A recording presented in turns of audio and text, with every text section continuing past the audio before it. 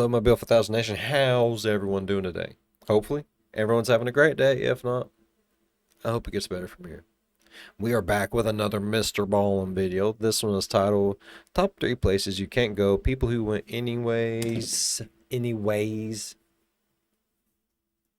I got bitched at the other day because I said anyway. But whatever. People who went anyways. Part 12. Is that better? Anyways. Anyways. Jesus. Alright, I'm excited to get into today's video. Hopefully you guys are excited as I am. If you are, please go ahead, turn them lights down low, put on something comfy, cup with something special. Let's get started anyway.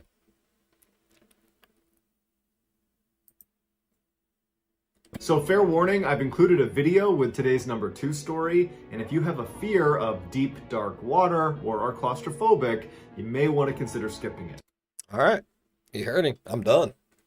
I don't like the deep down. Nope. I do not do the deep down, dark deep down. I don't like it. It scares the shit out of me. He's warning me. That's my sign. We done. Washing my hands of it. Man, fuck y'all. Y'all gonna make me do this shit anyways, ain't you? Some of y'all are just assholes. I just want you to know that. And this is mean. But before we get into today's stories, if you're a fan of the strange, dark, and mysterious delivered in story format, then you've come to the right channel because that's all we do, and we upload 3, 4, even 5 times every week. Itchy. So if that's of interest to you, please tell the like button you're sorry for all the hostility this year and that you want to take them on vacation as a way of making up for it. When they say yes, bring them to Skinwalker Ranch and promptly punt them through the portal. Also, please subscribe to our channel and turn on all notifications so you don't miss any of our weekly uploads. All right, let's get into today's stories. That's a good one. Hunt them through the portal. Or like button. You gonna get in the booty hole in that portal. By aliens. In October of 2007, Helena Carroll and her fiancé John Cullen had saved a little bit of money and they were torn on what to do with it. They knew they should put it aside and put it towards a down payment on a new house, but they also really wanted to go on vacation, and lately life had been very stressful for both of them. And so ultimately they decided, let's just... Hey, look, if it's one thing I understand is life is full of bullshit. People give you bullshit. Family gives you bullshit. The world is full of bullshit. And sometimes you just got to worry about yourself. It happens. It happens. It happens to the best of us. Like, sometimes you feel like if you don't, you're going to lose your fucking shit. I get it. Life is stressful. Blow it all on an amazing vacation. And so later that month, they flew off to Thailand. Over the course of their week, they spent most of their time at their resort, butt-ass naked on the beach, eating nice food, and they were having this really nice time. And on their last day, they decided they needed to do something a little bit more adventurous. Butt-ass naked on the beach. Bro.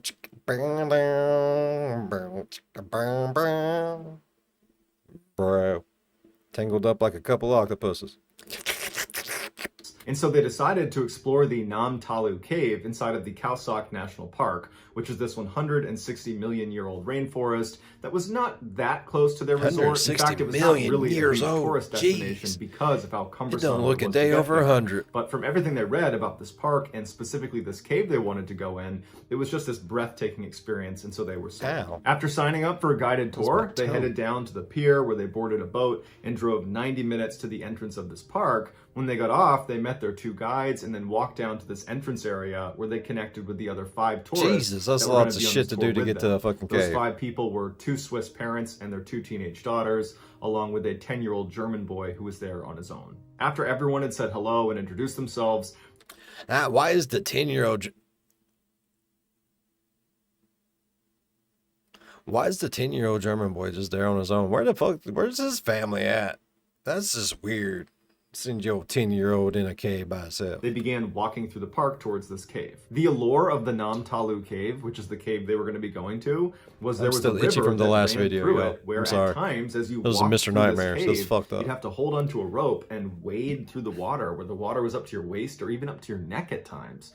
But it felt safe and controlled, and it was kind of exhilarating for foreign tourists to go through the cave. As they were just about to get to the entrance of the Nam Talu cave, some park rangers happened to walk down the path next to them, and they exchanged some words with the two local guides that were leading this tour, and they told them it's a bad idea to go into the Nam Talu cave because this is the monsoon season. No one's supposed to be in there, and if it starts raining while you're inside the cave, you won't hear it, and it will flood the cave, and then you'll be trapped. But despite the warning, the group continued on because it hadn't rained that day, and there wasn't any rain in the forecast, and the two local guides I know what I'm doing. Tour I stayed out of Ramada Inn. They were not in danger. They entered the cave a little after 1 p.m. and right away they were walking through little puddles of water that got a little bit deeper, and pretty soon they were holding onto the rope and walking through the deeper sections of the cave. You know, water's up to their waist, and by all accounts it was very exciting. And the entirety of the tour should only take about an hour, where it's 30 minutes in, you hit the turnaround point and you come back. And they had made it about 20 to 25 minutes in, right before the turnaround point, when Helena and John, who were towards the front of the tour group, heard what sounded like a rushing or roaring sound coming from the entrance of the cave. And they turned around and they saw this wave of water barreling into the cave. Holy and instinctively, shit. John and Helena start climbing up the walls, and luckily there was a ledge where they were, and they managed to scramble up onto this ledge. And Helena would say as soon as she got up there, she turned around to look where she had just been standing, right as this surge of water blasted past them, carrying with it the two tour guides and the 10-year-old German boy, who immediately got swept around the corner down the dark tunnel. And then seconds later, the two Swiss parents and their teenage daughters, they got swept away around the corner. The couple was now stranded on this ledge with no time to be upset about what they're witnessing, because the water was not only surging past them, it was rising, and there was limited amount of space before they would just be completely submerged in water. And so they tried their best to climb up this wall to a slightly higher ledge, which was still only a few feet away from these rushing rapids. And so as they're crouched up on this ledge, John eventually says to Helena, you know, we're gonna die if we stay here, we're gonna drown. And so I need to find a way to maybe get past this initial rush of water, and maybe on the far side of the cave, I can work my way back up to the entrance and hopefully get us some help. And initially Helena said, don't do it, don't leave, we're safe here. But eventually he said to her, I have to go. I love you, I have to go. Fucking she shit. said, okay, and he jumped into the water, and almost immediately he was pulled under and disappeared. For the next 20 hours, Helena had to sit on this ledge in total darkness until the water finally began to subside a little bit and rescuers could come in to get her. What had happened was, after Helena and the rest of the tour group had gone inside of the cave, they made it just far enough in that they were out of earshot of what was happening outside of the cave. Right at that moment, a huge freak storm rolled in. There was this flash flood that was so intense, the lake that was right outside of the entrance to this cave, it rose up and began dumping directly into the cave. It was like a dam basically breaking, and all the water just poured in all at once. When Helena was finally let out of the cave, she didn't know what happened to her fiance or the other tourists. They're all dead, bro. Group. But as soon as she stepped outside, she saw there were 8 coffins that had been lined up right outside, and she found out that she was the sole survivor. Despite this tragedy, people still go into the Nam Talu cave even during monsoon season. They're fucking idiots. The fuck's wrong with these morons? In 2014, 35-year-old Darren Spivey was a passionate scuba diver, and he wanted to share that passion with his 15-year-old son, Dylan. So on Christmas Eve that year, he gave his son an early gift, scuba tanks. The pair was apparently so excited to use them that they planned on doing an early morning dive the very next day on Christmas. Later, Dylan's grandmother would tell the media that her grandson actually didn't really want to go on this dive trip, but he knew his dad did, and he adored his father and didn't want to let him down, so he decided to go anyways. The following morning, the father and son got up and they made their way to a local dive site, only to discover that the gate to the dive site was locked. The father still really wanted to do this dive, and so he decided he would take them to another dive site in Central Florida, which was inside of a wildlife management area that he knew was open 24/7 to hunters and hikers and divers. So the pair drove over to the entrance of this park, and sure enough, it was open. And so they went through and began driving down these windy back roads until they finally reached this dirt lot that was right next to a pond. They got out of the car, they put on their wetsuits and their scuba gear, and began waddling their way over to this wooden walkway that starts in the parking lot and goes all the way up and out onto the pond like a dock. And as they walked down this wooden walkway, they would have passed a number of signs telling them, do not dive in this pond unless you're an expert diver.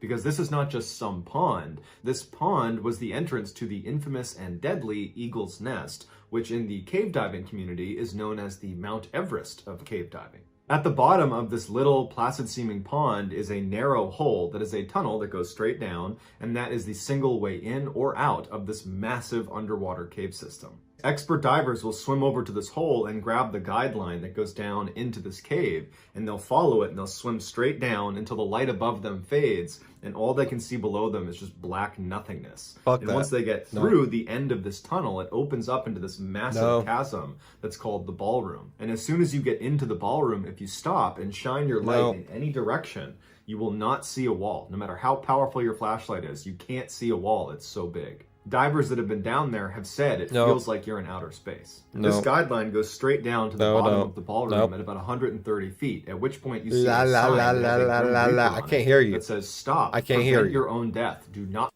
I got it. It's on that TV too.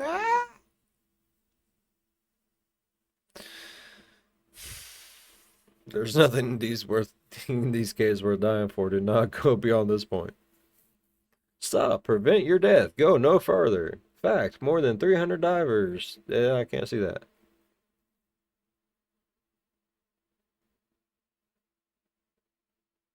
It can happen to you. Now that I do see. I don't like that shit. I don't like this. I do not like the deep down, dark deep down.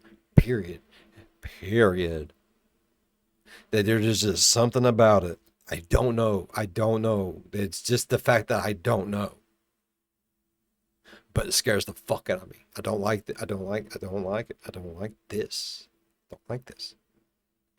Go any farther. There's nothing in this cave that is worth dying for. Basically, this is your last chance to turn around and get to the surface relatively easily. Because from this sign, the cave splits off in two different directions, where the tunnel gets narrower and it kind of spiders around, and in certain points it goes all the way down to 300 feet. So beyond this sign, it is extremely dangerous unless you know what you're doing. And even then, it's still extremely dangerous. There's also a current that runs through Eagle's Nest, so if you were to lose the guideline, especially in the ballroom, you could be blown away and then have a really hard time finding it again because it's pitch black down there, and it's like finding a needle in a haystack. And if you're not holding on to the guideline, it's nearly impossible to find the one way out. So you understand how intimidating and dark and dangerous this place is, here's a video of a diver going through that tunnel into the ballroom.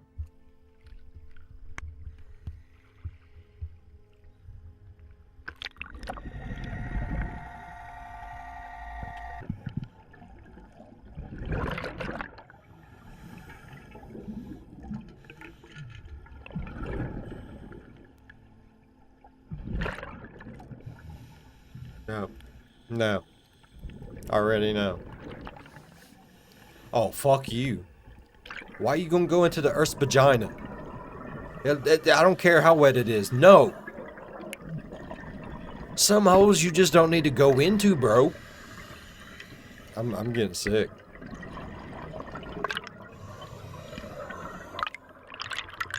Oh, I don't like this.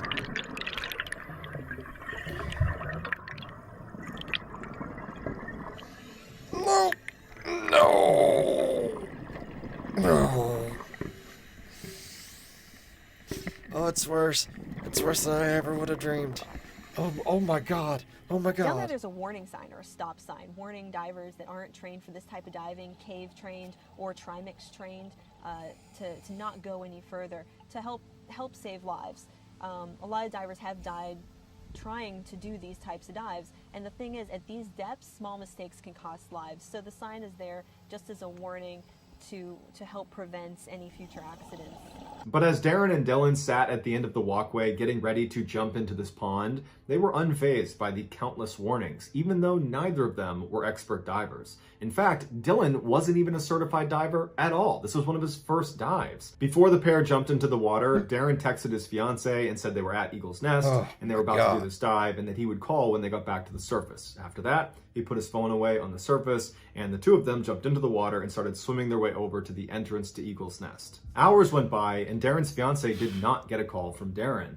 And so by the time the sun was going down, she decided she had to go check on them. So she hopped in the car and she drove to the parking lot at Eagle's Nest and she saw Darren's car and no sign of the boys anywhere. Police were called and very quickly professional divers were brought to Eagle's Nest to go down and see if they were still down there. They're the divers got in the water, they made their way over to the narrow entrance, they went down the tunnel, they entered into the ballroom, and they stopped, holding onto the guideline. They pulled out their flashlights and began scanning around the ceiling immediately inside of the ballroom, because they had done this before, and it was not uncommon to have fatalities inside of caves be near the entrance. And as they're scanning around, they stop when they see Dylan's lifeless body trapped up against the ceiling about 6 feet away from the entrance. He had inflated his water wings, which are emergency flotation devices. His mouthpiece was out of his mouth, and it would turn out he had no more air left in his tanks. After the divers retrieved Dylan's body, they went back into Eagle's Nest, and they went all the way down following the guideline to the bottom of the ballroom where they found Darren.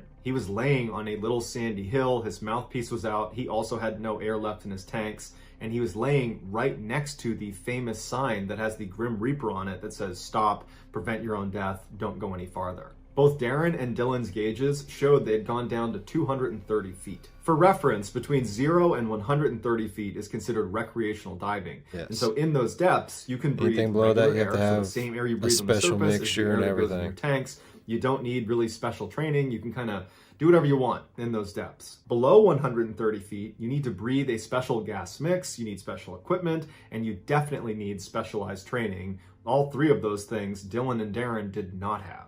After an investigation was done into their deaths, it was determined it was an accident, and the going theory was they went through the entrance into the ballroom, they went all the way down, and then they went into one of the two tunnels that spiders off to the side, and they managed to go all the way down to 230 feet.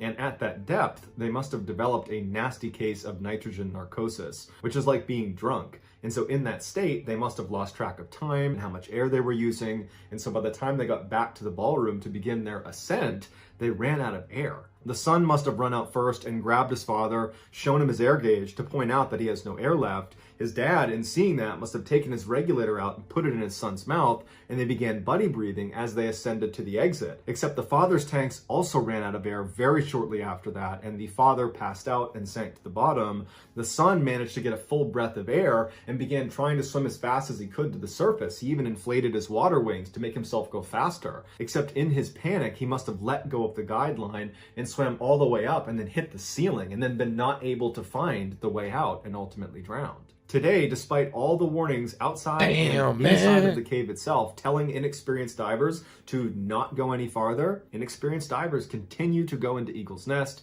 and inexperienced divers continue to die inside of Eagle's Nest. Fucking Today, idiots, 11 man. people have died inside of that cave. 11 unnecessary lives. Man, what the fuck? Midday on June 10th, 1981, There's a sign. an Italian man Warning. and his 6-year-old son walked to the edge of their property Go, in no, go. Frascati, which is an area in Italy known as the hub of Rome's local wine industry. The father needed to repair a section of their fence, and his son, who he said had the soul of Huckleberry Finn, wanted to tag along. But as soon as the work began, Alfredo just wanted to go play in the vineyards, and so he ran off. And the father didn't think much of it because his son always played in the vineyards and just figured he would see him back at the house. When the father finished up the work around 7 p.m. and walked back into his house, he was surprised that Alfredo wasn't there. And so he asked his wife, have you seen our son? And she said, no, can you go out and find him? Because dinner's going to be on the table any minute. So the father goes back outside, expecting to see Alfredo come you have to running be in the out house from by behind dinner some time, hiding bro. place. Mamas But get he mad, doesn't. bruh. He yells out for his son and doesn't get a response. And so he begins walking his property and yelling for Alfredo. and he's not finding him. And so after 2 hours of looking, Alfredo! he finally just calls the police. The police arrive, and initially it's just a couple of officers with flashlights, and they spend about 2 hours looking as well. They can't find him, so they call in backup in the form of officers with sniffer dogs, and the dogs began searching the property for another 3 hours, and they still couldn't find him. A little after midnight, the fire department, known in Italy as the fire brigade, they joined in as well. Shortly thereafter, a fire brigade officer was on the edge of Alfredo's property when he discovered a small hole in the ground. It would turn out Alfredo's neighbor had dug an illegal well, which was a common practice at the time, and generally, if you dug one of these wells and you struck water, you would report the well. But if you dug down and you didn't find water, you would just cover it up with a girder and you wouldn't tell anyone. In this case, however, the hole the officer was looking at did not have anything covering it. And so he knelt down and he yelled Alfredo's name into this hole, and at first he didn't hear anything. Then he yelled again, and he heard Alfredo yell back for his mother. Alfredo must not have seen the opening as he was running around playing, and he fell feet first into an 80-meter deep shaft. Oh my fucking After God. Alfredo was found, the fire brigade took over rescue efforts, and so additional fire brigade units were called to help. But as soon as those additional units showed up, the captains of the different units began arguing with each other because it wasn't really clear how they were going to get him out. And unfortunately, the fire brigade immediately made a very bad decision. They decided to lower a plank into the shaft attached by a rope that he could grab onto, and they could pull him out that way. But when they lowered it at about 24 meters, the plank got stuck inside of the tunnel. And when they yanked on the rope to try to free it, the rope came off of the plank, but the plank remained wedged in the tunnel, blocking the tunnel. By the following Oh my God, morning, they're TV fucking crews stupid. had swarmed the area, and one of them offered up a two-way microphone that could be lowered down into the hole so they could talk directly to Alfredo. When the microphone was finally lowered down next to his face, he was You're gonna crying die. and pleading for them to get him out and that he missed his mother. Amateur spelunker Tullio Barnaby, a 23-year-old, had come over and joined the vigil that night. The plank plan shocked him for its foolishness, and so too did the scene. It was like everyone and no one was in charge. The well opening had been widened in hopes that a very skinny person would be willing to be lowered down to remove the piece of wood that was obstructing the tunnel. And since Tullio was a spelunker and was comfortable in confined spaces and was pretty skinny, he volunteered himself to do it. As he was lowered down, he quickly realized the inside of this tunnel was not a straight shot. It was more like a corkscrew. And so because of its windy nature, he was not able to get down to the wood. And so he signaled to go back up again. And when he reached the surface, he didn't have the wood in hand, but he told the fire brigade that because of the windy nature, it's unlikely Alfredo fell all the way to the bottom.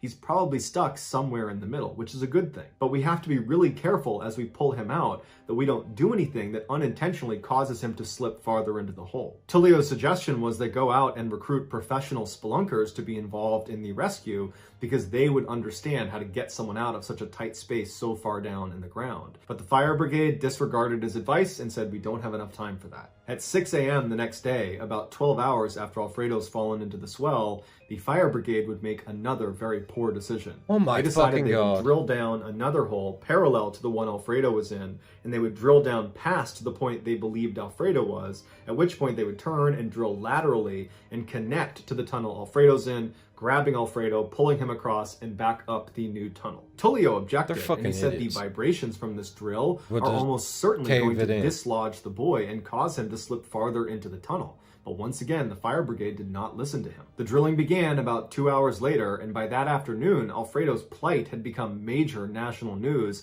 with every single TV station playing a 24/7 live broadcast of the well, watching the drilling take place. Even the Italian president made a special trip to the well to see how it was going. But the drilling was very slow, and Alfredo, he had that microphone next to his head, and he was crying half the time. Then the other times, he was just pleading with them to get him out and saying he was cold or that he was tired, and the rescuers would say, we're going to be down there to get you, don't fall asleep, we're going to get you out of there. Finally, after 36 hours, they had drilled all the way down to their intended stopping point, and they began drilling across into Alfredo's well. When Oh they my finally God. broke into Alfredo's well, rescuers rushed in with flashlights and looked up and looked down, and there was no sign of Alfredo. And they called it up to the top, and they said he's not here. And then all of a sudden, they heard a faint voice coming from all the way down at the bottom of the well. The vibrations from all of the drilling had indeed caused Alfredo to slip all the way to the very bottom. They estimated he was approximately 30 meters below this new parallel tunnel, and at that depth, the temperatures would be freezing. And so now Alfredo, on top of everything else, was facing hypothermia. They quickly lowered the microphone again down to Alfredo, and they told him, we're going to get you out of there. We're sorry we dropped you, but we're going to get you. And Alfredo's voice came back weak. He was tired, he was sore, he was freezing, he was crying. It was like the situation was just getting so much worse by the second, and rescuers knew they had to get to him probably in the next couple of hours, or that was it. And so another skinny man volunteered to go down into the hole, and they lowered him, and he would go all the way down to the bottom where Alfredo was. And he would call up that he found him and that Alfredo was alive. But Alfredo was stuck waist deep in this mud that the guy could not pull him out of. And so every time he'd begin to raise him slightly out of the mud, he'd lose his grip and he would fall back into the mud, going deeper into the mud each time. And after the 7th time of not being able to do it, Alfredo was getting dangerously close to being neck deep in the mud. And so the guy had to be pulled back out again. As soon as he was pulled back out again, more men volunteered themselves to go in there and try to yank him out, but many of them were not able to even get down to Alfredo. They would get stuck along the way. A couple did get to Alfredo, but they said his condition was worsening, he was weak, he wasn't even assisting trying to get pulled out. It was clear they were reaching the end. Finally, at 6:36 a.m. on Saturday, so 2.5 days after Alfredo fell in, they could not get him to respond on that two-way microphone. And so they sent down a sonar probe and they could not detect a heartbeat, and doctors declared him dead. The next day, liquid nitrogen was poured into the hole to preserve the body, and then 31 days later, they were finally able to extract it. After it was all over, the 25 million plus people that watched this take place live on television were crushed with what happened to Alfredo. There was a general sense that lots of people let this poor child down, which led to his death. But the person who was ultimately held accountable for it was the neighbor who had illegally dug the well. And so the neighbor was charged with manslaughter and was sent to jail, but their sentence is not publicly available online. So that's going to do it, guys. If you found the secret in today's episode, Fuck no, I didn't even look for no fucking secret, MrBallen. I was looking for a way out. Those were all traumatizing. All of them. Each and every single one of them was more traumatizing than the previous in their own fucking way. I really enjoyed today's video, though. I'm just saying. It was very traumatizing. I don't know how I feel about the traumatization part of it, but the video itself was really good. I always enjoy me a good old MrBallen video.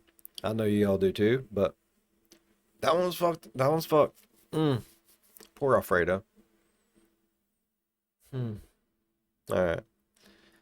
I really enjoyed today's video. Hopefully you guys enjoyed today's video as much as I did. If you did, please go down there. Leave a thumbs up. It really does help the channel grow. While you're down there, if you want going over, slap that subscribe button. Become part of the B5 Nation. We do some crazy stuff.